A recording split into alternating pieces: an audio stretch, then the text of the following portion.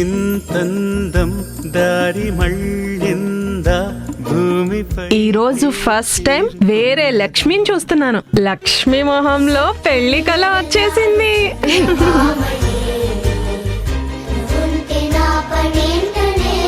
ఈ అమ్మాయి చాలా బాగా నచ్చింది. నేను ఈ అమ్మాయినే పెళ్లి చేసుకుంటాను.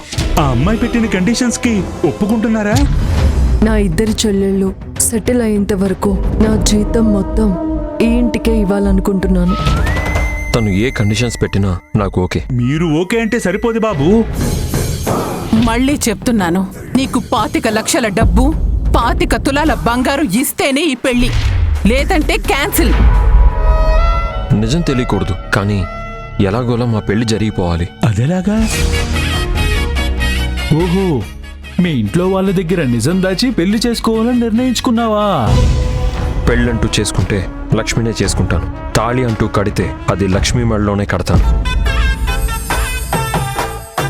శ్రీహరి కళ్యాణం ఈ సోమవారం నుండి ప్రారంభం. రాత్రి 8:30 మన జెమిని టీవీలో.